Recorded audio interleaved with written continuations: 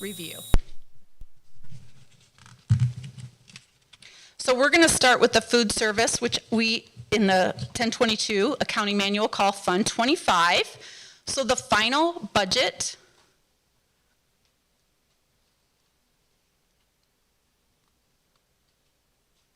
oops, a little bit of a delay. So just a small recap. Local revenue is landing at 300, minor changes, 316,000.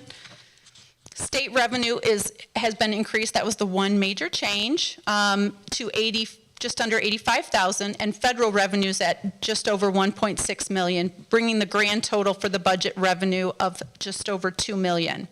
Total expenditures just under 2.5. Our beginning fund balance was extremely healthy in the food service fund, which you're very aware, which is why the state required that you had a spend down plan. So we expected to spend down our fund balance. We were required to, and we did so, and our plan is to project an ending fund balance of about 432,000. Yes, sir.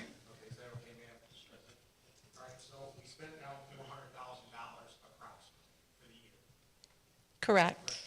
Do they require you to spend down a certain percentage, or is that just what we spend down? Do you know that answer? I know the answer to both. Our plan includes spending down the 400,000. That's our plan. The state does require a maximum amount that you have to have, or that you can have in food service. So they value that at 3 months worth of expenditures. So our plan was to try and hit that mark, but reality is, settles a little bit differently. So 432 represents what, Jamie? How many months of expenditure roughly? Does that represent 3 or 4 months? We are below the threshold, so it's less than 3 months.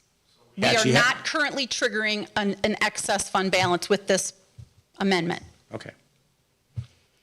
And it's approximately 17% of the fund balance. And that fund balance was spent down how? With furniture, extra items, food service, required cookers, coolers, those types of things? Yes, correct. Something that, okay. A lot of it had to do with equipment related to the serving line and the operation of food service. My only question. Great answer. Thank you.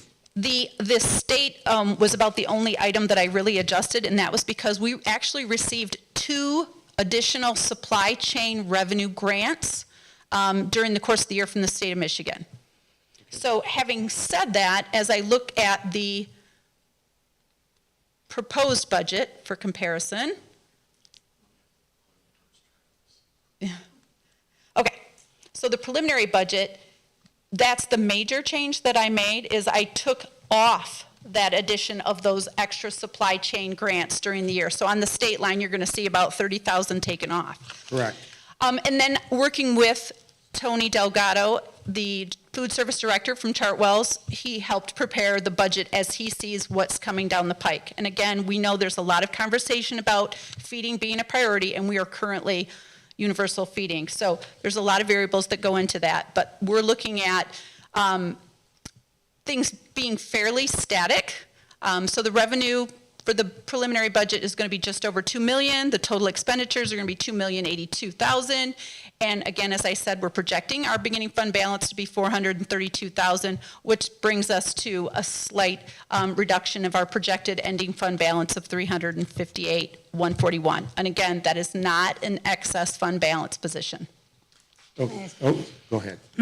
Just to 23 and 24, can you speak as well to the federal funds? Because it's like a $50,000 difference from the revised to the final in federal, and it's like $70,000 less you're expecting next year. Can you speak to why?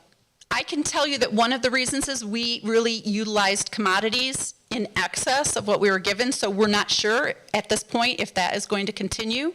And again, we know that we're going to have some student loss, so the projections that I receive from Chartwell's right now are what's presented. Okay. So it's just a little bit of buffering conservatively, as Rod had said. At this point, it makes sense to have a conservative position, worst case, if you will, as you enter into the year. And then will you speak to then the increase in local for this year to next If we're expecting to lose kids, why would our local increase? Ironically, there's a strange thing that happens when you offer free food.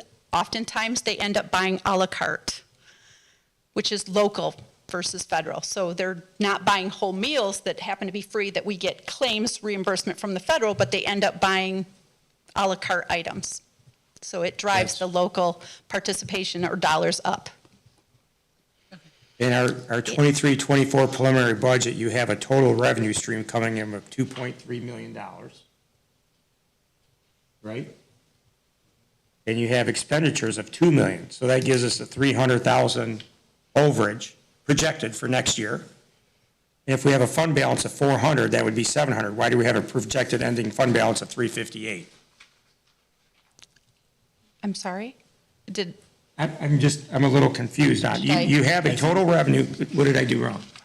The numbers on your presentation are different than what we have in our packet. Oh, they are? Well, at least if I'm looking at it correctly, we Yeah. have a total revenue. I'm confused, that's why I'm confused, or we should be a $700,000 balance complaining. Ours says 200, or 2,307,000, yours says I 200. did make a late change, so that might have been the slide that I corrected. Your 23-24, the total revenue, you have 2,007,927. Oh, okay, We I'm have sorry. 2,307,000, so that's a 300,000. Okay, that's just a typo, I'm falling on the PowerPoint, yeah. I apologize that. It's okay, no worries. We didn't have time to change that, but I did. Okay, So that should, just to clarify, should only be 2,007,000, not 2,307,000. Correct. Okay. Okay. What you see in front of you should line up with the resolution that you also have in your board pack.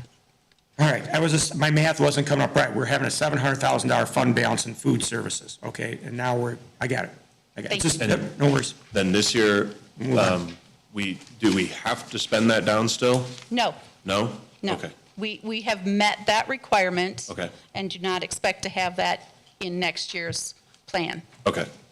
And that fund balance of $358,000, which looks like that's the right number, I just wasn't coming up with my math, that's enough for the 3 months of operating, is what they require. They limit it. Oh, limit it to 3 months. Right. Got it. So Doesn't have to it's be not 3 months. required. Okay, Correct. thank you. It can be less. Okay, great, So- thanks. So Rod, can you just briefly tell us how many years we've actually had to have a plan because we were exceeding the amount that the state allows? I don't know if everybody's aware of that. That's why this is a big deal. I can't remember the last time we didn't have a plan, so I'm not sure how long it's been, 3, 5, 6 years. Been quite a It's been few. quite a few years that we've had a spend down plan, so this is the first time we've actually Well- hit the threshold. You're right, Chris had already projected that we should buy some extra equipment while the money's there, get rid of some of our old equipment that's antiquated, and I'm good with all that, I don't want to spend it all down, that's all. And I think Just in we case. had some supply chain issues Yes. with the equipment that hit different budget years over the pandemic. You're right, you're correct. We remember Yep, that, yep. okay, all right. Across the state, a lot of schools were experiencing excess fund balance issues in their food service fund, even if it wasn't something that they had always been dealing with. So it's been a problem because of the influx of federal dollars and universal feeding that schools were experiencing during the COVID timeframe. Again, that's a one-time boost, it's leveling off, and having one-time expenditures was the key solution. However, we are in a heightened economic environment, so prices for food and supplies, as well as labor, are up and continue to be up. So some of it's controllable, some of it is not. But we are not alone, and again, to your collective point, it was known and managed accordingly to compliance and healthy solutions to the budget. I'll look at the screen instead of my sheet, just in case there's Yes. any more There, typos. Please do actually, that. that whole column, I just realized, like, there are four different numbers that are off. Yeah, I'm good, just because I'm started falling looking, on the I was like, PowerPoint, and I'm not seeing that, so, okay, Yeah. we're good, keep on going, you did great, Okay. you worked your way through it. We're going to move on to Student Activity Fund, and I know that you've been through this dance every year. Student Activity was a trust and agency account several years ago. GASB 84 changed that. It redefined where it belongs and how it was categorized. And it said it's really a special revenue fund. So now you adopt a budget and now you see revenue and expense. However, it's still student activity funds. So we really don't know at what pace they're going to spend and what income they're going to fundraise tomorrow. So it's really just more of a requirement to put something together. So as in the past, we're really not amending it. There's no change, but total revenue, we have to put a number in there. Total expenditure, they have the ability to spend everything that they've taken in. And the audit shared with us that they had an ending cash balance of $268,985. So that is why the presentation looks odd, but it's intentional. We just want to give them the full authority to spend what they have. So this is also wrong on our packet. So it is a 0 at the end? Yes. Okay. Yeah, let me, yeah, it's not in Yeah, that. just Okay, follow the screen. okay. So likewise, for preliminary budget, I intentionally made this number look like an estimate because really that's all it is. It's a placeholder. At this point in time, we really don't know the definitive plans of student activities, and they tend to not have the same horizon to plan, but at the end of the day, they have the ability to spend all that they take in inside of the year, and we're supporting that avenue. So that's why it's presented as 0, and beginning where it ended, projected fund balance, that's why it's starting with 0 as well. So I have a huge question on this. So this is fundraising money done within the schools that then they spend? It could be also fees that they charge for club. So student activity income Okay. comes from like charging a fee for something, selling something, or having a fundraiser where they collect donations. Those are kind of the Several 3 revenue major streams, categories. yeah. That's about it. Because the PTOs are the ones who collect the fund, like cookie dough sales would go through the PTO in a building, PTO also does fundraising. That's right? So this is separate from what they do. Okay. Correct. Because PTOs are separate entities altogether, but the school district or other pockets of our population tend to be the beneficiary of their efforts. I just didn't realize there was other things that went into activity funds at the school level, not the PTO level. Yes. Okay, thanks. So now that we've talked about the little special revenue funds, which we have 2, student activity and food service, now we're going to move on to our operating fund, which we call the general fund, and we're going to start with a walkthrough of revenues. Again, this is the final budget. So the gray is where we last left off, and I say we, but I wasn't here. So that is the amendment that Chris brought forward to the board for adoption in February. It's very standard for schools to have 3 iterations of their budget. Preliminary, as I said before, is the mandatory one, but we don't know a whole lot. And then mid-year, say sometime between December, January, February, they do a reset where they have real information on how many students they have, what their staffing is, and what the foundation is from the state, which we'll kind of go through those when we talk about the assumption phase. So this is what we had in February, and what I have changed since I have been here is I did a shear up with the projected local taxes. When I get the information for our property values to do the truth in taxation for next year, I have more information. Plus, it's May. I know more than I did in February. So just more knowledge, you can fine tune some of your adjustments. So, and we also received a couple of local grants, for example. The state is the one that's really seeing the big change. Just over $2 million we received from state aid as a book entry. They give us the money, and then we have to then cut a check to ORS. They tell us exactly how we're going to account for that, and they want us to put it into all of the functional areas as if just to spread it on our books so it doesn't just stick out. But that's new money that's going to be revenue equals expense, $2.3 million on state revenue increase, and likewise in total expenditures. So that shows the presentation of that, the impact of those changes as the material items. And then I just added here just a visual. The thing I would like to point out here is that in this visual, you can see that the state aid or state dollars makes up 75% of our revenue stream, which means we're pretty dependent on what happens at the state level. What they do impacts our resources. Now let's take a look at expenditures in the same format. So this gray column is the February adopted expenditure figures. And again, as I mentioned, the UAL, I did not put it on every single line, but it's spread along payroll because it has to do with the retirement system. So basically that is impacting every change. We had to shore up with our tax collection. As I mentioned earlier in the truth in taxation, we have a mixed collection, so we collect in the winter and the summer. When we collect in the summer, we actually have to pay a portion of that election cost. So we received those bills. So we have a little bit more information, and the amount that was set aside for that was not sufficient, so I increased it. I think it was a $5,000 increase. In addition, as I projected where I think our utilities are going to land, it needed to be increased. I think I increased it about 10,000. The expectation there is very obvious because we have increased the footprint of utility use. We have expanded HVAC in different areas with our 2018 bond, as well as just rates going up. And I think you guys were just talking about that. Clearly, that was a lot of the motivation for RC to reach out and say, are we getting the best rate for our usage? So that now you'll see the impact of that change.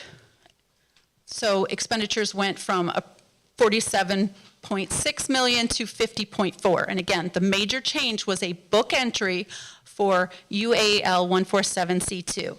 Comes from the state, flows through to the retirement system to take care of the unfunded mandate. Is that, and again, that's one time, that's roughly $2 million? Just over. Oh, sorry. Okay.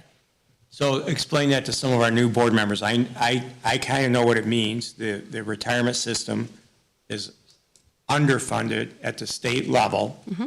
So the state has taken it to allocate the money to the schools, if I'm not mistaken, and then you give it right back to the state to fund into the retirement system for the school employees. I can't do it any better than what you just did, Chuck.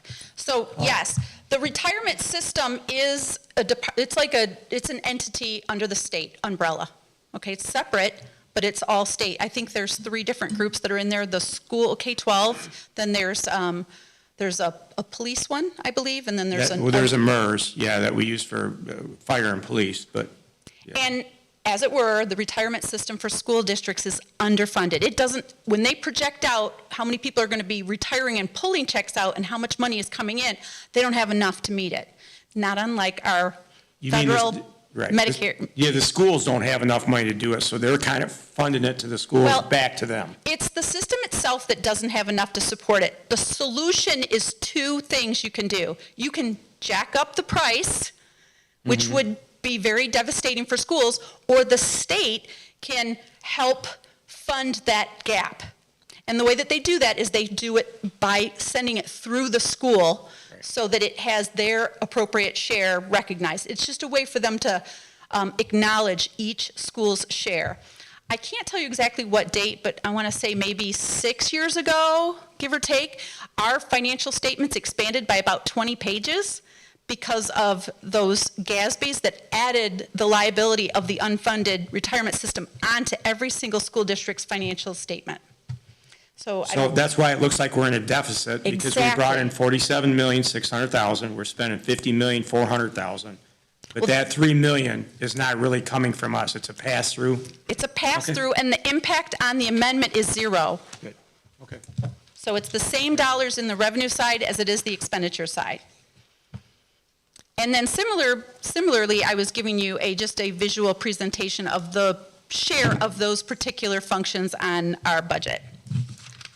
So moving off of the final budget amendment, I want to walk through some of the budget assumptions. These are fairly standard drivers, but as is mentioned, not everyone has been here, and it might be new to school, so I think it makes sense to start from the basic elements. So the state has a school aid fund that funds school districts in part. And the way that we get our information at this time, they do something very similar to what I'm doing here. You have a couple of iterations where you update what you know. They have a CREC. They do it in January and May. So in January of 2023, it looked really, really rosy. In fact, the blue line is May 22, the orange line is January 23, and they increased their expectations. Things got better. And these are longstanding recurring revenue streams. So it's not just a blip, it's not federally propped up, it's recurring, solid, continuing items. I added this little picture just to remind collectively what money actually feeds into the school aid fund. And I've heard people coin it as the sin tax. So you have lottery, casino, tobacco, but it also includes income tax. So there's a lot of dollars that go into that. And during COVID, we actually moved from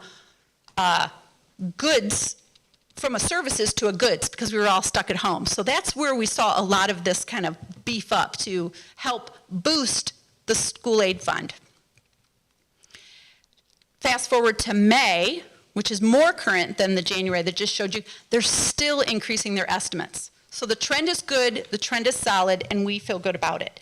We also know that inside their budget, they talk about legislative changes that have financial impacts as well.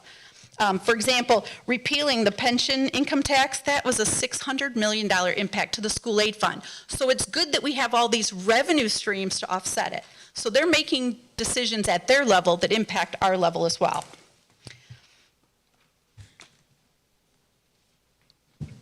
So with their bucket of business, they decide how much they're going to give us per pupil. That little snippet in the top left is straight off of our school aid status report. And it shows today, this school year, current, that we get $9,150 per pupil. It is worth noting that it also shows fiscal year 1995, which shows exactly the amount that they are obligated to give us. So anything above that $5,091.79 is extra, not anything we count on. Now, I don't think that they've ever dipped below that, but it is just worth noting and sharing. So they have, I mentioned the revenue consensus. So consensus is they all need to come together and agree. They do that twice a year, and they are the executive branch, the House, and the Senate. And right now, they all have a different starting position. This is overly simplified, just focusing on foundation amount and not all the other categoricals, the grants and things that some want to put it in, some don't. So we'll have to wait and see. I mentioned on an earlier slide that we are 75% of our revenue stream is predicated on what they decide.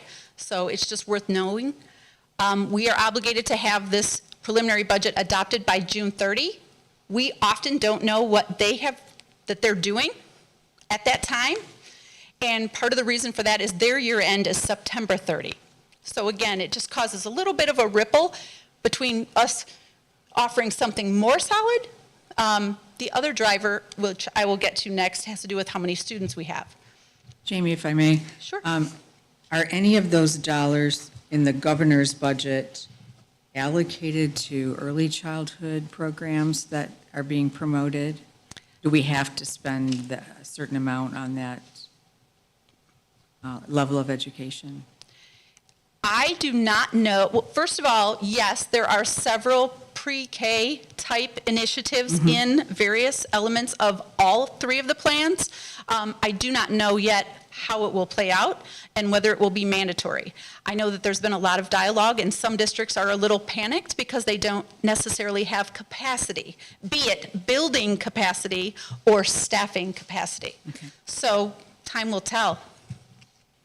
Yeah, and not only do they have multi-categoricals that we're not talking about, but like you look at the Senate, 6%, that's, going against the foundation allowance, they have less categoricals, whereas the 4% in the House, they have all the rest of their money spread over all sorts of 100 initiatives, right? And so that's where you see the difference between the percents on the foundation allowance versus what they might put. So the governor has been talking a lot about, GSRP and increasing it, but until they adopt their budget, we don't know what's mandatory, we don't know what the increases are, and we don't know what the projection is. She has said at some points that by the end of her term, all kids will be required to go to GSRP, but again, as Jamie points out, that creates a space issue and a worker shortage issue. Thank you.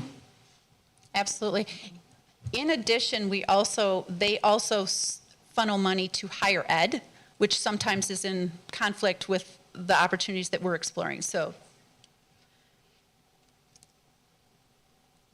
and again, my final statement, I think, has already been shared. Being conservative at this point just makes sense, so it won't get worse, it'll only get better. FTE, which is full-time equivalent acronym, and it's talking about our students. How many kids do we have here at Swartz Creek? That is the driver. I wanted to start with this kind of historic visual because Swartz Creek is declining enrollment, and one may think that's isolated, but it is not. As you can see, it almost mirrors the trend not only in the county, but also statewide. And there's a lot of reasons for that. Two main reasons here in Michigan is we are losing people, they're moving out of the state, and less people are having children. So we have a very significantly lower birth rate. It is just facts that were outside of our control, but we're seeing that it's rippled throughout the state as well as the county. So let's kind of zero in more specifically on that number and what we think we're going to be next year. So first I shared that I just have a visual of our history of student count, and again, it's broken out by grade level, so it's just a different visual. The snippet on the top left is straight off of our state aid financial status report. They do a 90-10 formula, and we do 2 counts that they audit that gives us a blended count. We also get information projections from GISD. GISD gave us their prediction and said that we would be down 32 students. We feel it's going to be a little better than that, so I put in the budget a loss of 30 students.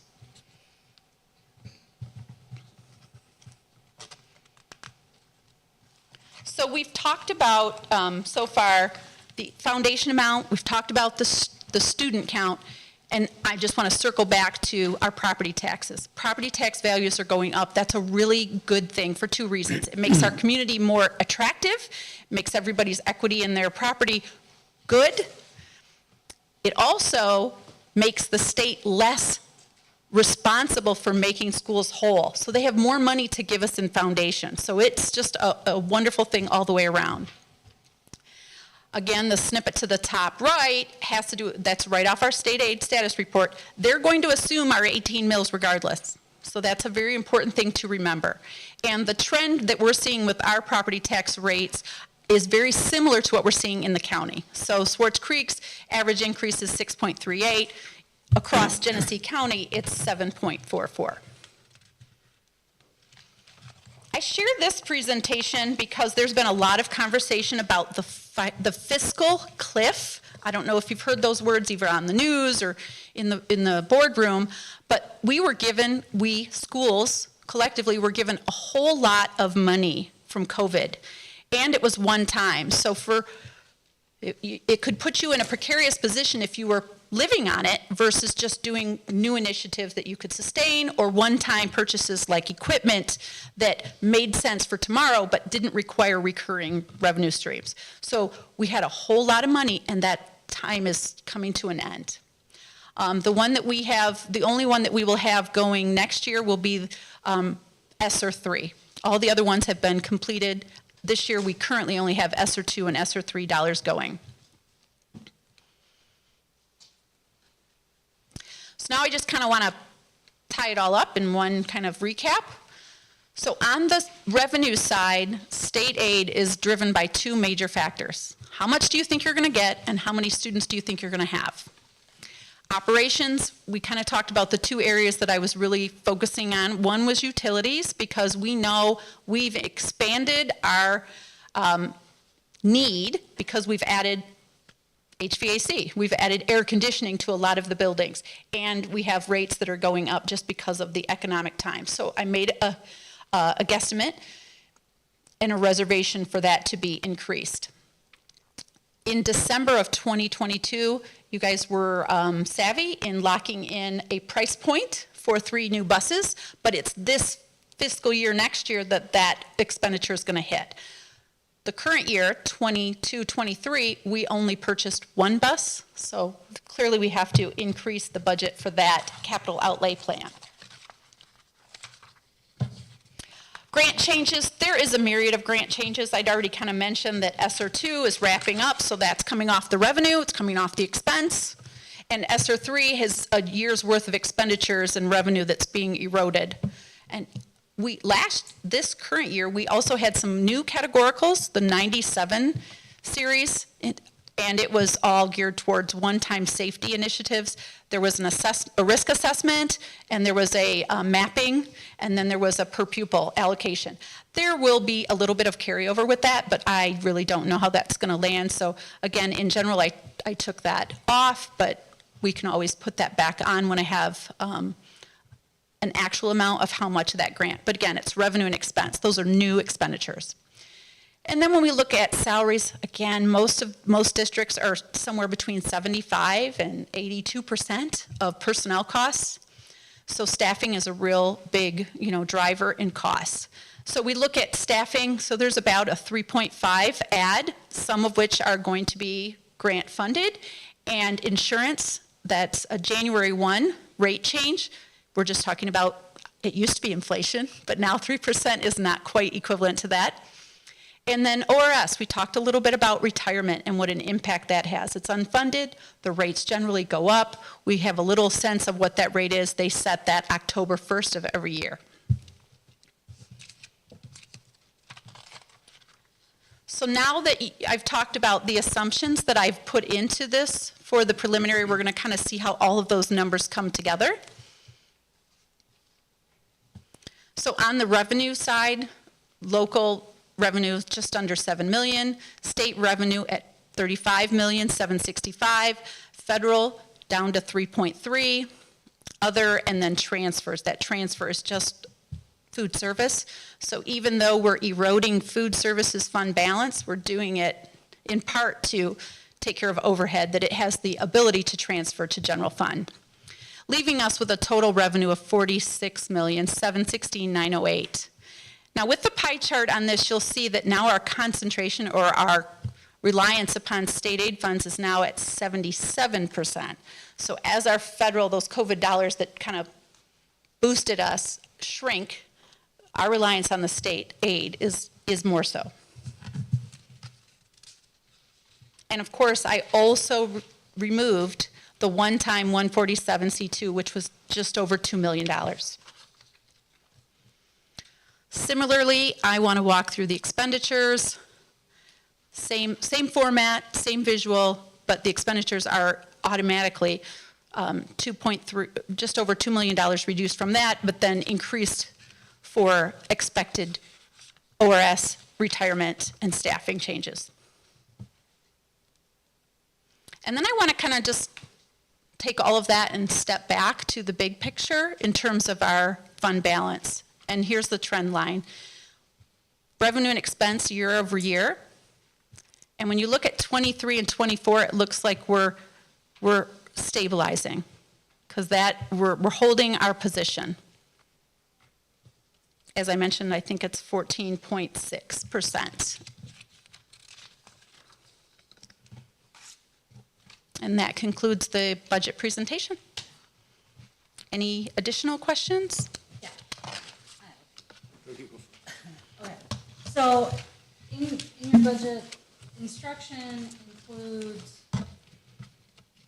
basic instruction, added needs, and adult education, correct? That's the Instruction is only basic instruction, added needs, and adult ed.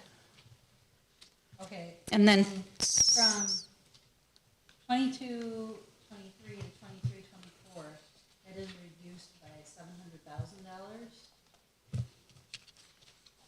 In particular, the basic programs are. Can you speak to why that's such a drastic reduction? the variables that I just shared is, Yeah. That much, I guess I just would first like to go, because with that amount, what is it that we're changing? so we took off the expenditure of just over $2 million that I added in, the book entry for 147. I added a placeholder for staffing. I took off $2.2 million on the revenue as well as the expenditure for those 3 grants. I added an, What I'm asking is comparing the final 23-24 budget where we stand to what you're projecting for the beginning, and there was a reduction just in basic programs by $700,000. the net change of all of those things. Just on the state aid, and are you talking about that? Because that doesn't even touch operations, right? Operations as a unit. The only thing hitting operations was its share of insurance or ORS rates and utility costs. Because there's nothing in operations that's impacted by grants. Come back, go ahead. I'm not phrasing my question very well. No, how many, are we adding any employees, Rod, to this budget? Yeah, we're up about 3.5 FTE. We've done staffing for the last 3 months. And it, again, depends on what point of the year you're talking about, because if you're comparing it to the beginning year, it's definitely 3.5. But as you recall, mid-year, we added 2 instructional coaches into the consolidated app, which is Title I and Title II, Title III, and Title IV. There was excess or an increase amount in the amendment, and we thought it was best to use that in our intervention systems, and that's when we increased to get our instructional coaches at 1 per building. So we added a couple of those mid-year, and then we did staffing and consolidated, and you had issues like, for example, Moorish classes moving up to Elms, and the class that was moving up was larger than the class leaving. So like Elms needed another FTE. So that's where one of them came from. We consolidated where we could at sub-buildings, and then we added what we needed at others, including, the 6 hires we've had so far. No replacements, so grand total, we've had 3.5 employees for the 22-23 school year. 3.5 certified employees, correct. So teachers, And then we've social added- workers, yes, Okay. speech. So that equals out to, I don't know, whatever an employee costs plus Benny's. So the average certified staff Yep. in general, if they're new, is at least a minimum of 100,000 Okay. to the district. So that's 350,000. Now, in this budget, the 23-24 budget, are we adding any more employees? No, the 3.5 is the 23-24 budget compared to the 22-23. Okay. So 3.5 more in next year's budget Got it. than this So- year's budget. All right. 'Cause I see a deficit of 414. I know it's an assumption, it's an estimate, but that contributes to it. That 3.5 employees at 110,000, 130,000 a year with Benny's is $400,000 of that money. Did we, not to micromanage, but if we lost kids in one class and we're hiring somebody to assist in other classes, why isn't it a wash if we're moving one employee from one spot and adding somebody somewhere else? Or am I getting that wrong? No, that's correct. As I said, in the consolidated app, using grant funds, we had instructional coaches. So we now have 1 instructional coach per building going into next year, which is a Okay. non-load bearing. Okay. So, And when as you we, say grant position, grant funded, federal grant funds, not, like Title II, Title I. right, So, can I ask a couple questions side to that? I'm sorry if I just missed that for a minute, because we didn't talk about this. Back when we did the revision in February, Rod shared with us that we have like $670,000 in recurring expenses that are unfunded, but they were one-time grants, like for our nurse, our social worker, positivity project, technology, the indirect rate recovery. from the ESSER funds. Right. That gotta go back into the budget, correct? So are those adjusted for in this budget? There is a version of adjusting for that change, yes. Well, how do you adjust for it if it was a grant funded last year, and this year it has to come from us? Does it come, I mean, that's the bottom line, right? Right.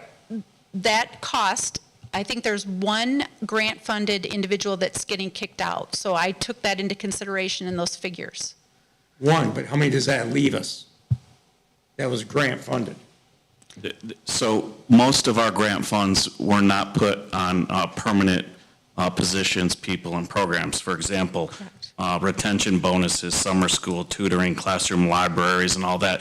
Those are one-time funded initiatives. Some of the things that are yearly liability that Jessica's asking, like technology had yearly liability, Positivity Project had yearly liability. There are things that are recurring. ESSER no longer pays for them because ESSER doesn't exist anymore. So those funds that were in the general fund were moved into ESSER are now being moved back to the general fund. Which Project Positivity is a perfect example. It's not salary or staffing, but it's a cost initiative that we want to continue, even though now it's Coming an out of our operating general cost. fund, yeah. Correct. Just as an example of those 3 buses, that's an intentional decision that was made. Last year it was 1 bus, now it's 3 buses, so that's an increase. And we also have steps and increases Yeah, that are increases in baked wages, into. A, B, C, D stuff. Correct. Union, I'm okay with all that. I guess I'm confused if we added positions during COVID, where they added over and above our current staffing. No, okay. So there's. That's what I'm asking. Yeah, not added. So we had a staff, we had some staff members that could be covered during COVID Right, underneath ESSER funds. underneath ESSER funds.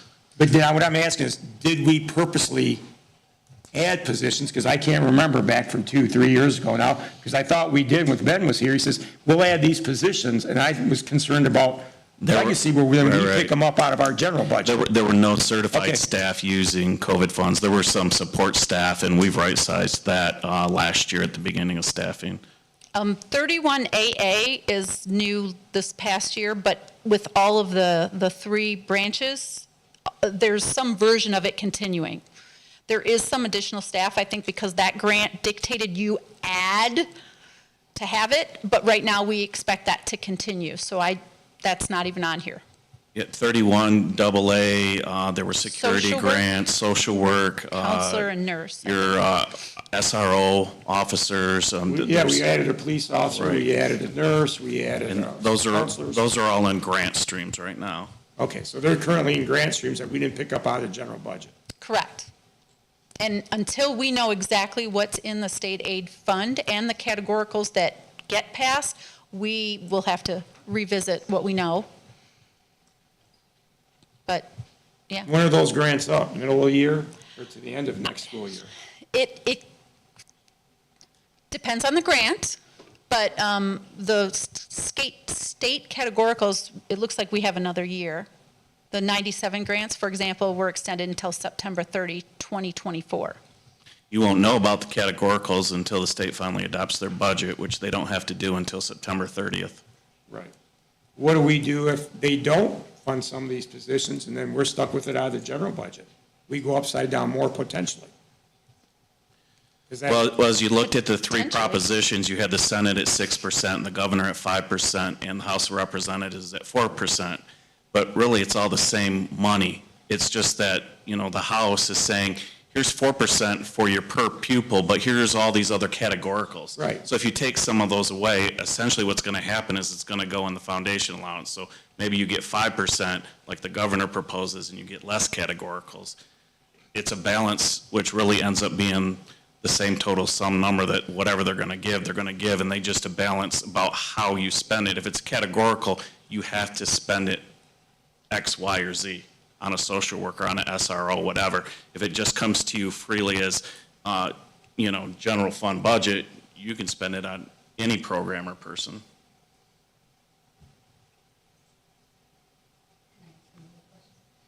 So, and again, comparing the final for 22-23 and 23-24 and the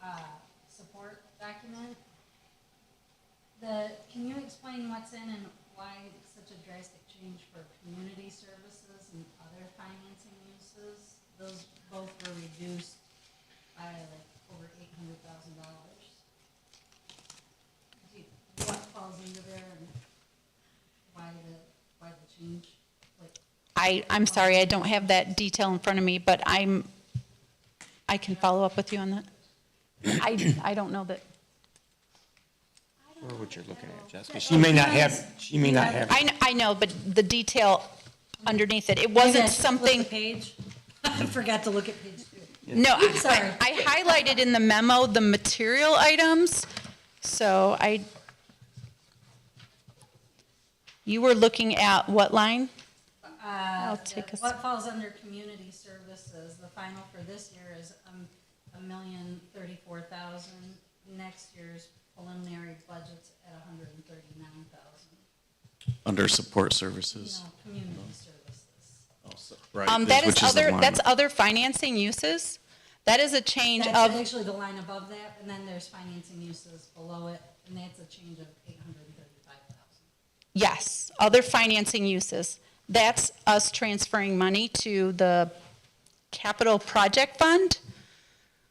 So last year it was 750, I believe. And I've removed that at this time because we don't know enough. So are we not putting money aside then for capital The, projects? the current preliminary budget does not include a transfer. Okay. And then the line above that for community services, what falls under community services? What should we allocate? Two things, community ed activities, and anytime we do something to support our non-public schools, usually through a grant. Title I grants, for example, we have to set aside some dollars for them, and that falls under a 300 community service code. So, The, go ahead. that's, all. yeah, that's the only change that's the only things that are in that line item, is all community service activity, which is aftercare and, So are we cutting aftercare? no. We actually added a secretary position during the year, this current year, but it was a partial add because of the start. And next year, we have to have a full year of that person. That's why I was asking, so, because this year ends at $1 million, and next year we're only expected to spend $140,000, just under. It's, It looks like I'm not following the line. Community services added 66,000. So it's basically any smidge of that 147, and the fact that we needed that one secretary, that position that we added, to be there all year. So it was those Oh, it's two my bad. I'm pieces. sorry, it's the other transfers. I was That's off by okay. one line. That's You're okay. right, yep. I literally had to pull the Capital paper and follow it reading. across as My well. reading glasses. No, Train me. that's okay. But that leads me to another question, and maybe Rod can answer it more so. How many unprofessional staff have we hired? Not the certified teachers. support staff? Yeah. I mean, there's been several.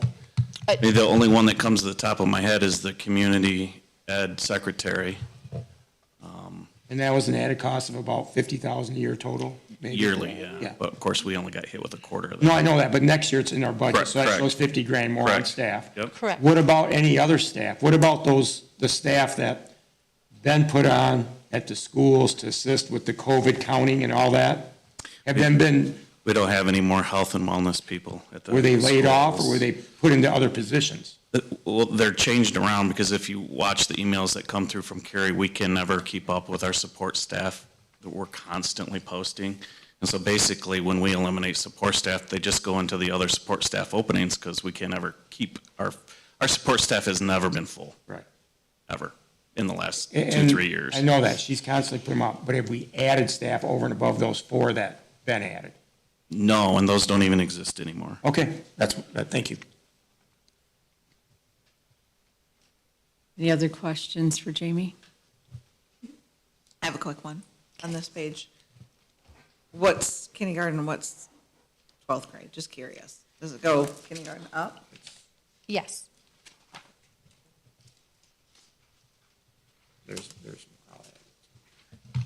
Jamie, thank you so much. You're This very is I very just have good. one more comment or question. Thank you, Jamie. And Carrie was saying that, Madam President, but I think next year, we're all confident on what Jamie's accomplished in a short time.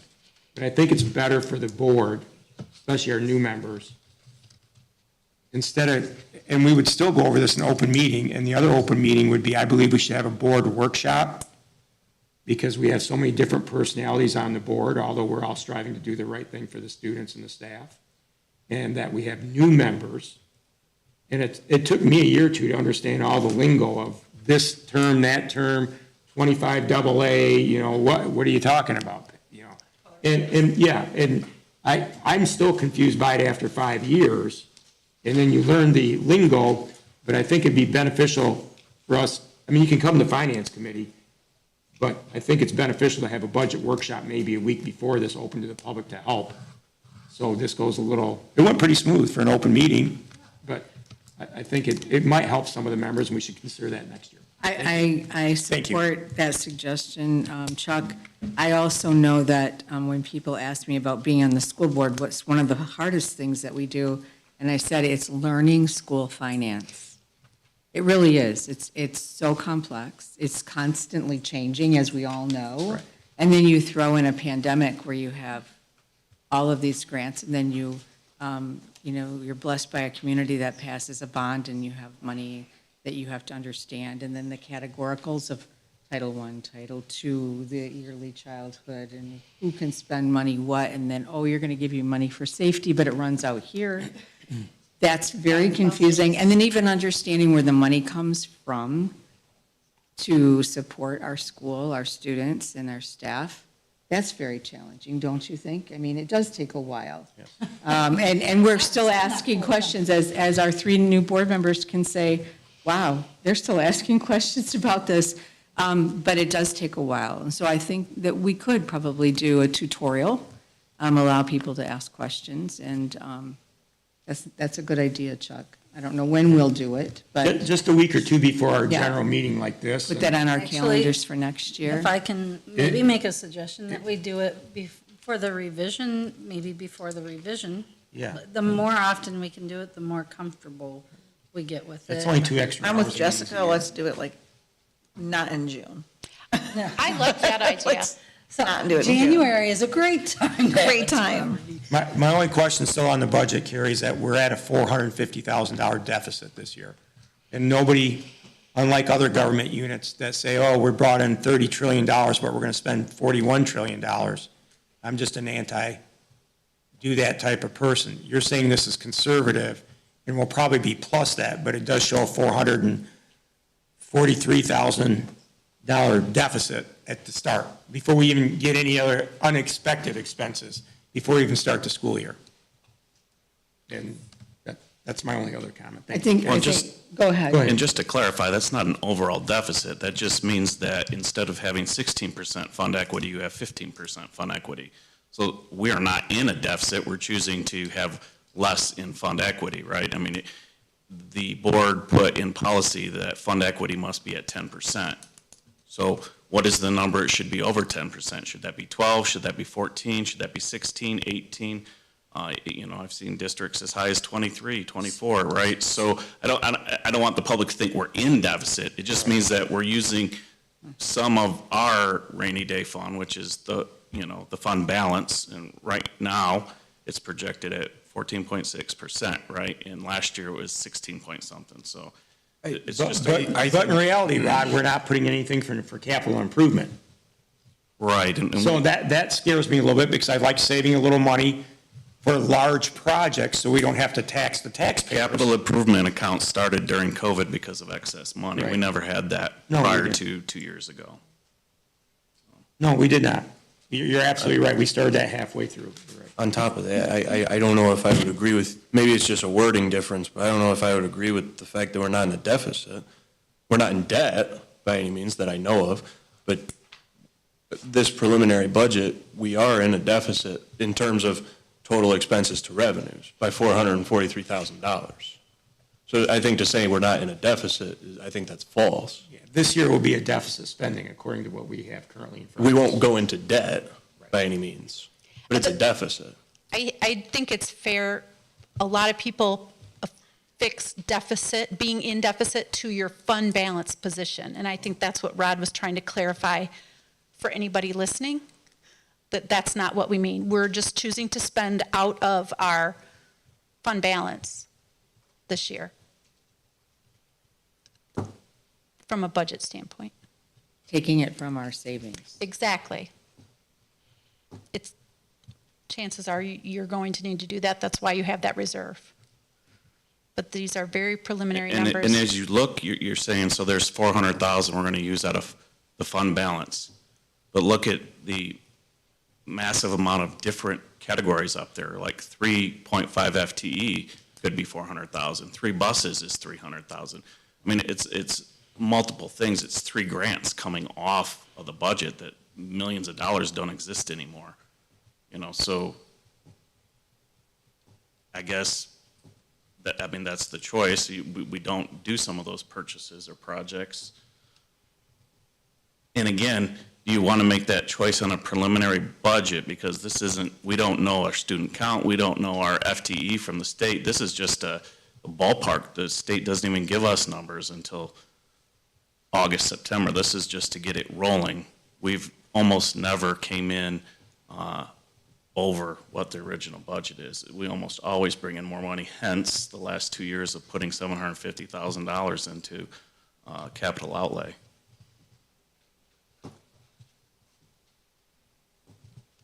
Great presentation, thank you. Thank you. Yes, thank you, Jamie. Thank you. We appreciate you and all the work that you're doing and jumping in the middle of a year. It's really great to work with you, so thank you. Thank you. Okay, moving on to our board action items. We have the approval of a Troon layoff resolution. Rod, did you want to go over that?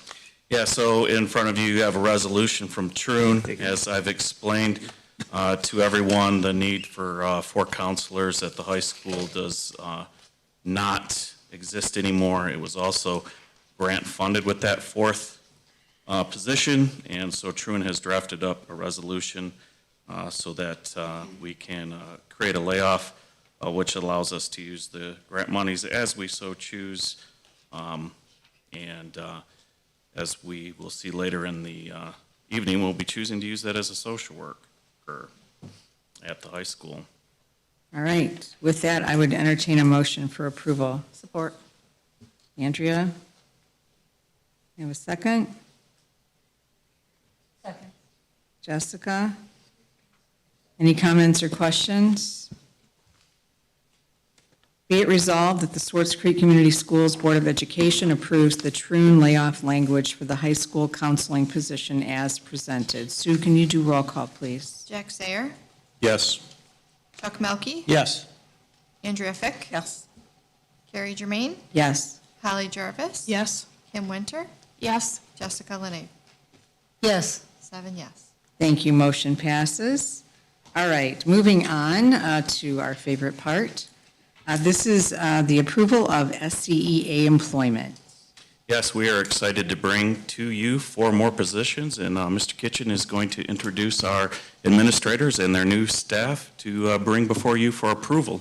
All right, and we are going to start with Assistant Principal R.J. Kaplan and his candidate. You don't have to follow. Correct. Good evening, thank you. So tonight, I'm R.J. Kaplan, the assistant principal at the middle school, for those of you that don't know me. I did not have the privilege of interviewing Mrs. Foote, Sarah Foote, who we're going to bring before you tonight. Why don't you come on up here? Because the admin were out for most of the week, and I had to run that building by myself. But I got to meet her tonight for the first time, actually. But we're excited to present her to you tonight. I know she has a bachelor's in, I believe, French and English, right? Master's in English.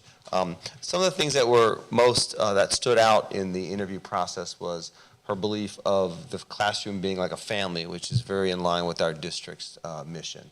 And also the technology instruction that she brings with her and the wealth of online and technology instructional learning that she has, as well as her working curriculum. So I'd like to have you come up and say a few things. All right, Sarah? Hi, I'm Sarah. My first ever microphone. I apologize. Yeah, I'm good. Okay. I'm Sarah. I'm doing the opposite of what most teachers are doing now. Instead of going from the classroom online, I'm going back into the classroom from online. I'm very excited. My family and I have been part of Swartz Creek for the last 3 years. I've had a wee dragon, a Morris dragon, an Elms dragon. I'm very excited to be a middle school dragon. It's like the most, I've been a monarch and an antelope, so this is very exciting for me. And he kind of did steal the words out of my mouth. I'm looking for a family, and Swartz Creek has treated my family just like that, and so I'm kind of hoping I can do the same in return, so that's me. Welcome, Sarah. And I ask our candidates at every opportunity why you chose Swartz Creek. I think you answered the question, but we're very happy that you're here. Thank you. Thank you. I'm very happy, and hopefully I do you guys proud. So I'm excited to be part of the Dragon family. And for the rest of you, you'll get that question as well. So with that, I would entertain a motion for approval. I make a motion that we hire Sarah Foote. Support. Chuck and Andrea. Any comments or questions? Jessica. Oh, I think Andrea got in on it. Oh, I thought Andrea did. Who are we taking here? I can give it up, Andrea. Okay. All right. Any comments or questions? I just want to hear her say that same statement that she's excited in French as well. Je suis excitée pour devenir une enseignante dans le district. Thank you. I think that made sense. Oui, j'ai parlé I don't know français. French, so it could be anything. You could be telling us to screw up. I don't know French, I don't I like the just talk with a French. French accent and it makes sense. Yeah, honestly, you could have Thanks, just. you you coulda slops, just- for Thanks for getting me already a- approving me before She I said, said look at that Chuck guy. He's talking. Okay, be it resolved that the Swartz Creek Community Schools Board of Education approves the SCEA employment of Sarah Foote, ELA teacher at Swartz Creek Middle School as presented. Ms. Gould, would you please do roll call? Thank Chuck you. Melkey, Yes. Carrie Germain, Yes. Holly Jarvis. Yes. Jack Sayer, Yes. Jessica Lenave. Yes. Kim Winter, Yes. Andrea Fick. Yes. 7 yes. Congratulations. Motion passes. Welcome.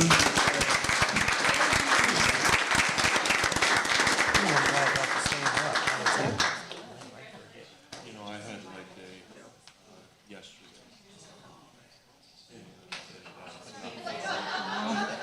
Congratulations.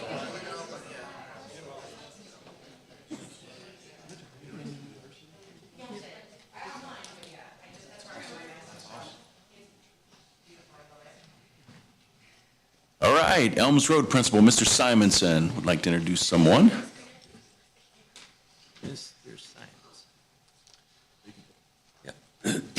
Good evening. Thank you for having us in. I too was not able to be at the interview for Ms. Schaefer here. Marion Schaefer comes to us from Penfield Schools over near Battle Creek. Did I get that right? Yes. Okay. I got to meet Marion actually a couple weeks ago when we were approving her for hire. It was one of the committee recommendations. Ms. Wildy, Mrs. Hunt, Mr. Kitchen were in on the interview committee, and so I told them before going in, I was at a training, trust you guys' judgment, you know, go get us a good one. And so we're very fortunate. Marion comes with about 23 years of experience at the third grade level, and she's going into a third grade classroom over at Elms, and it's a rock star team, so I know that she'll have no trouble over there, but she does a lot of the workshop model teaching that we do here in Creek, and had a ton of energy when I met her. So we're excited to have her. She was looking to move over to this side of the state anyway for family reasons, and I think she's bringing her daughter over to the high school, so she's bringing a student with her. So I introduce Marion Schaefer to you for your consideration. Thank you. Well, hi. Thank you for having me. I appreciate this opportunity, and I'm really excited to continue my career at Swartz Creek Schools. My parents, I'm moving over to help my sister take care of my parents. They live in the Fenton area. They have both become just a little, they need a little bit more support this year. So I've been thinking about this opportunity, actually applied last year, and I just wasn't ready for the move yet. So this year I applied again, and I was excited to make the change. It's a big move for us. I'm bringing a senior over. So it was a big family decision. So I took a little bit of time kind of to get to know the schools to make sure that it was something that I would feel comfortable with. I toured the high school with my daughter. I toured the school.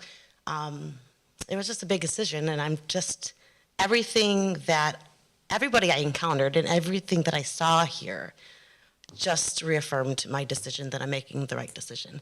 I'm very excited for this opportunity. I absolutely love what I do. I love the students, I love the families. But on that being said, leaving a district that I have loved for 23 years is going to be something that, that I will probably mourn, and probably, I mean, leaving a fantastic family there, but I think I'm gaining a pretty fantastic family here. So. Thank you, thank you. You're You welcome. answered my question. But I think we'll allow you the grace Thank to you. go through that mourning period. Thank you. And we're happy that you're bringing your senior here. Yes. That's also a difficult transition, Yes, I it know. is, yes. Yeah, that and finding a house Oh, over here. okay. Is going to be something that I'm in the process of doing right now, too, Okay. so. Well, Yeah, welcome. well, thank you. All right. With that, I would entertain a motion for approval. I make a motion that we hire Marion Schaefer. Support? Chuck and Jack, any comments or questions? Be it resolved that the Swartz Creek Community Schools Board of Education approves the SCEA employment of Marion Schaefer, third grade teacher at Elms Road Elementary, as presented. Sue, would you do roll call, please? Jack Sayer, Yes?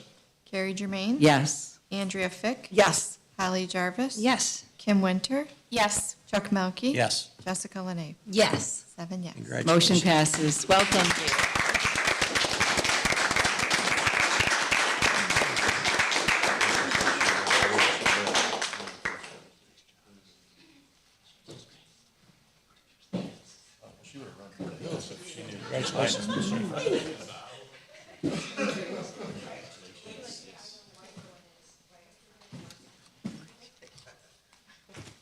All right, last and certainly not least, we have two candidates that Principal Clark is going to share with us tonight.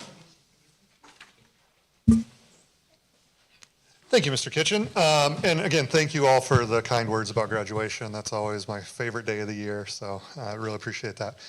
First up, we have a German teacher candidate, so if Doug McClure can come up. Doug comes to us straight from college. He does not have 23 years of experience, but he did student teach in Ann Arbor and graduated from U of M Ann Arbor, go blue. And he has a degree in German and English, and he has certifications as well. He came highly recommended from both U of M and his supervising teacher. He had an excellent interview, was really polished, really just talked about all of the things that we really are pushing here in a way that suggested he understood them and it wasn't just theory. So that was a huge thing. He also has some experience coaching youth soccer, so look forward to that piece as well. So Doug, come on. Thank you so much. Well, thank you for the wonderful introduction and took some of the things I was going to say. I come pretty fresh from the University of Michigan, and I'm just so eager to get into the classroom and start building a type of community where everybody feels that they have a place, they are welcomed, they are empowered, and they know what is expected from them day to day so that they can really excel and just feel at home. And everybody that I've talked to has been so nice, so welcoming, and I just know that from day one I'll have the support of a highly qualified staff, a staff that has tremendous expertise and just things that they can share with me every day. And I'm excited to learn every single day that I come into the school. So I guess, should I answer the question? Or Yes, should I please. Yeah, so I specifically chose Swartz Creek. I had the opportunity to have wonderful conversations with Brianne Wilson, current German teacher in Swartz Creek. And I just heard so much about her experience in the district and her process of falling in love with Swartz Creek, moving out here, getting a house, and really planting roots here just because of connections with the students, connections with the superintendent, Mr. Heatherton, and the principal at the building as well, and just the opportunity to meet and work with so many wonderful people and truly experience what that family is like and what it means to benefit from that. And I know that I'd be so lucky to have the opportunity to become a member of and benefit from and grow from the opportunity to get in contact with that family. Thank you for that. And I think your students will benefit as well. I think you're very relatable.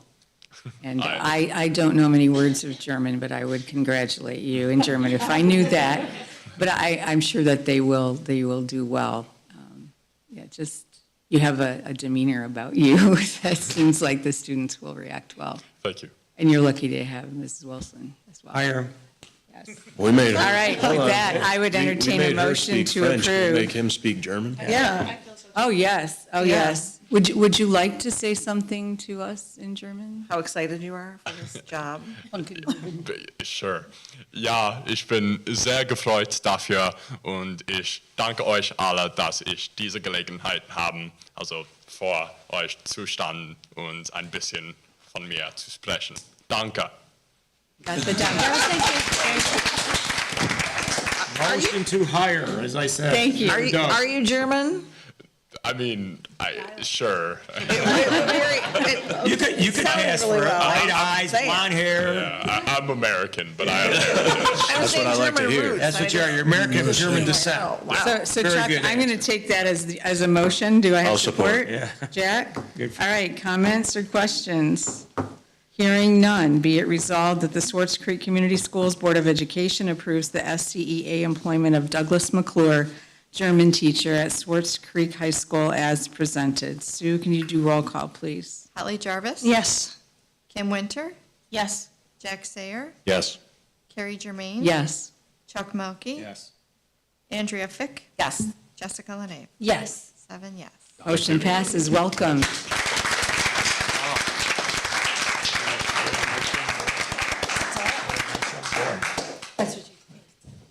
I think that, yeah.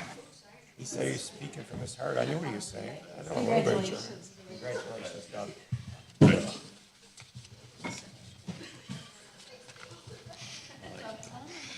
If Jennifer Edwards can come up.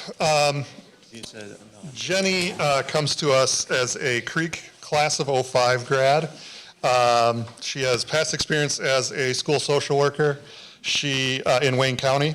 And most recently, she's been working at Hurley Medical in their ER department, as well as with the Hope Network.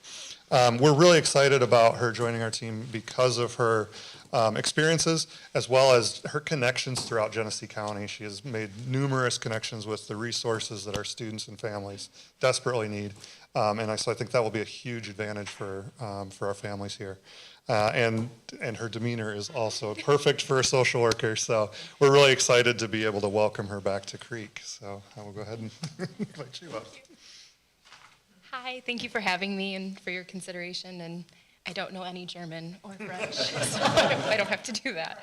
I started in a school in Wayne Wesleyan when I graduated from college, and I left school, which is what I love doing when I had my babies. I have 3 little babies that are now big kids in elementary school, so doing clinical social work has given me the luxury of working nights and weekends and raising them. So I'm excited to get back to what I love doing, which is the schools, and hopefully bringing everything I know from Hurley here, because I do a lot of crisis management and risk assessments and hospitalizations and referrals to the mental health community. So I hope I can help. Will you be bringing your children here? I actually live in Flushing. I grew up in Swartz Creek, so actually, to answer your question, this is kind of like coming home. I fell in love with social work. I was the first year of Peers Who Care. I don't even know if that program's still running, but when I was a freshman, that was the very first year that started, and I did it all 4 years, and I went to college and said, this is what I want. This is what I want to do. I want to come back to schools and do exactly this, and not really even understanding all of the special ed when I was obviously in the high school setting, but I met my best friend there. I met my husband there. I graduated from Creek, and I love this community. I know this community. When we moved back after we had kids, everybody lived in Flushing, and that's where we got established, and that's where we're at. So, yes. I can't move at this point. Housing is hard to find. I know a couple good realtors. But we're happy that you're choosing us. Thank you for Thank having you. me. All right, with that, I would entertain a motion for Make a approval. motion that we hire Miss Jennifer. Support. Chuck and Jessica. All right, be it resolved that the Swartz Creek Community Schools Board of Education approves the SCEA employment of Jenny Edwards, social worker at Swartz Creek High School as presented. Sue, can you do roll call, please? Jessica, Yes. Carrie, Yes. Chuck Melkey, Yes. Holly Jarvis, Yes. Jack Sayer, Yes. Andrea Fick, Yes. Kim Winter. Yes. 7 yes. Thank you. Welcome.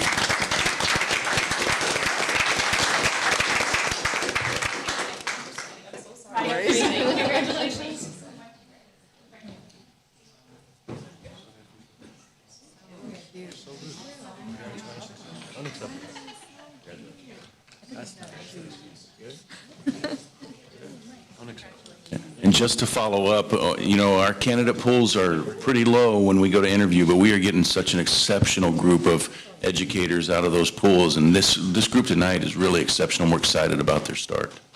Thank you.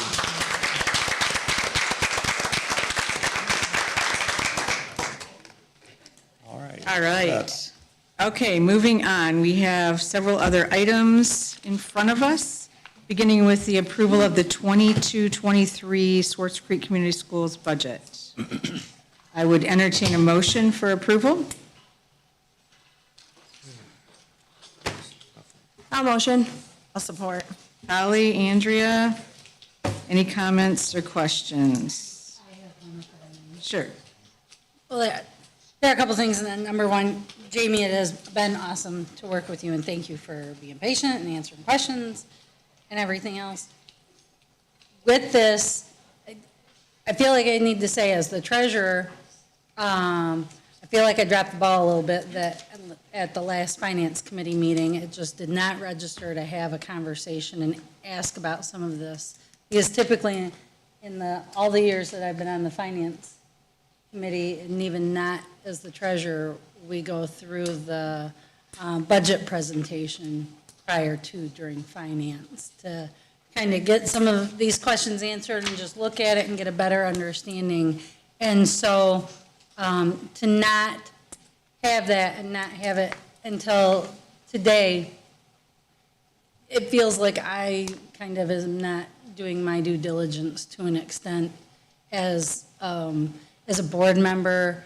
And so I don't think anybody's stealing money. I don't think there's anything nefarious like that. It is hard to, I'm not certain what to do because I don't feel like necessarily we've had enough time to really go through this. Like, we don't, it's a very general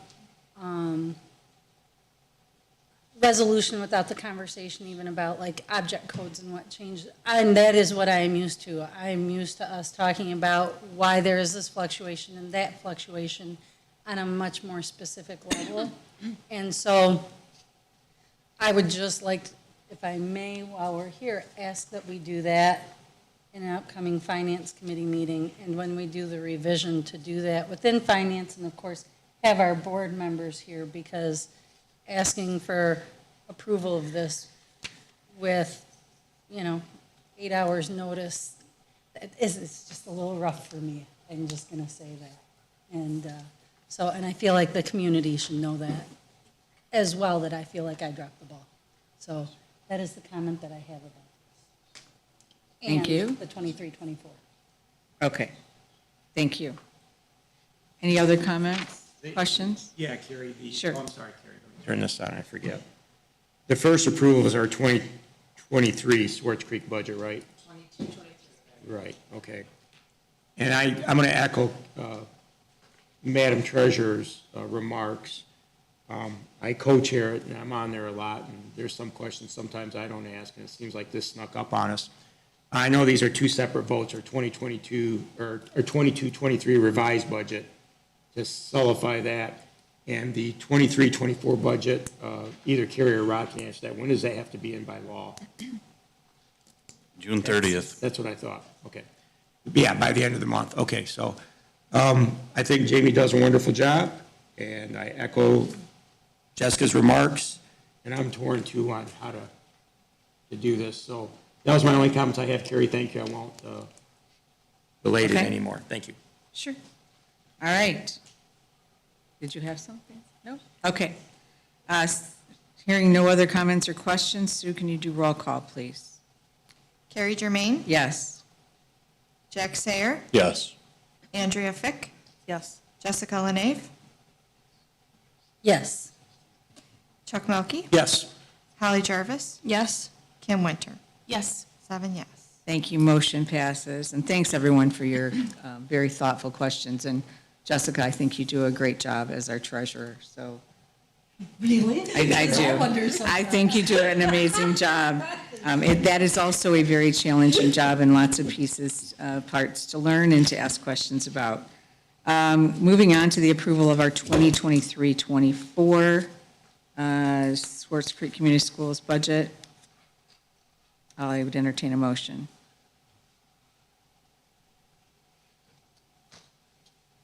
Anyone?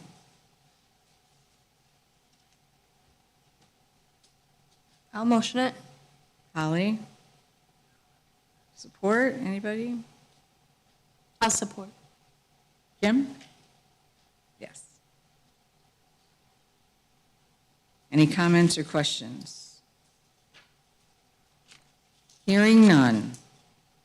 Be it resolved that the Swartz Creek Community Schools Board of Education approves the 2023-24 Swartz Creek Community Schools budget as presented. Sue, can you do roll call, please? Andrea Fick, Yep. Yes, sorry.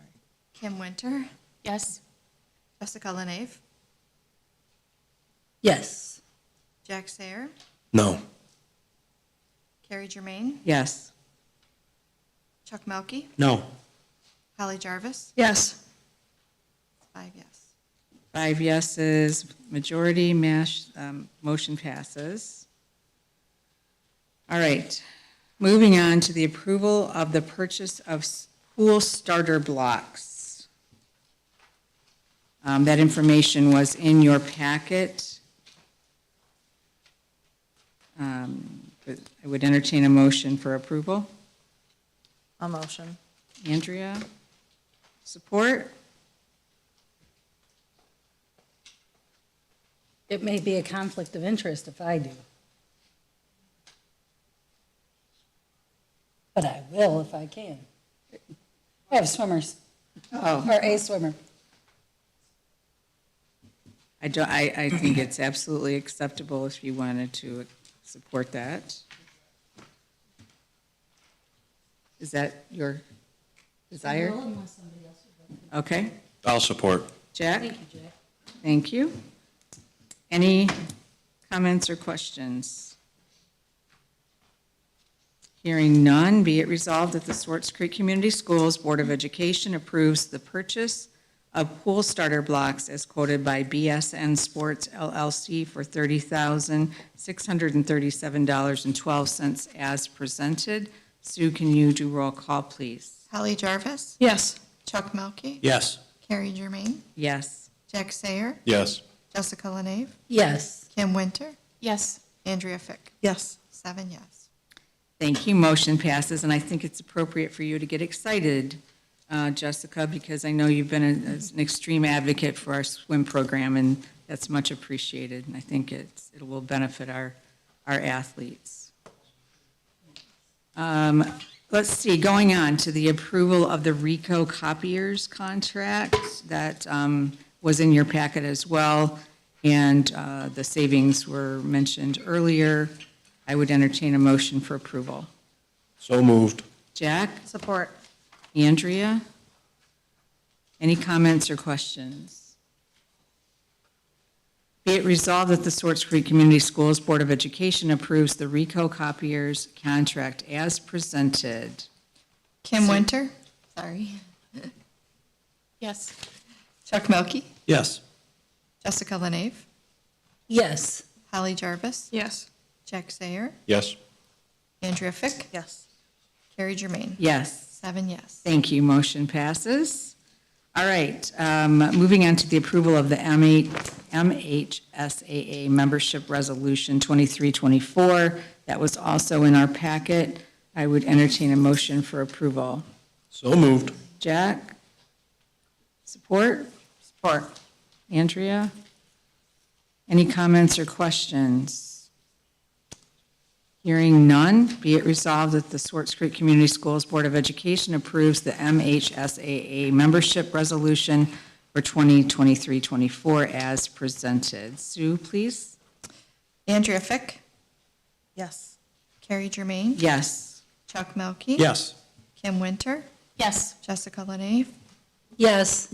Holly Jarvis. Yes. Jack Sayer, Yes. 7 yes. Thank you, Sue, and motion passes. Finally, we have an opportunity for public comments. If anybody would like to address the board, please step forward, state your name at the podium, and keep your comments to 3 minutes or less. I don't see anyone charging the podium. Let's see, finally, we have comments and questions from our board members. Anybody? No? Okay. Thank you again, Jamie, for the work that you're doing. There's always opportunities to improve and change what we all do, and I'm no different than anyone else. So we're going to work together to do all of that. Great information that you shared. For our administrators that are here tonight, thank you for being here. Thanks for bringing us amazing candidates. It continues to be heartwarming to see people choosing the district. So we're happy to have you here. You can tell all your friends that had to leave, so. And with that, I would entertain a motion for adjournment. Motion. Andrea? Anybody else? Support. Jack? Any comments or questions? Hearing none. All in favor, say aye. Aye. Any opposed? All right, we are adjourned. Thank you.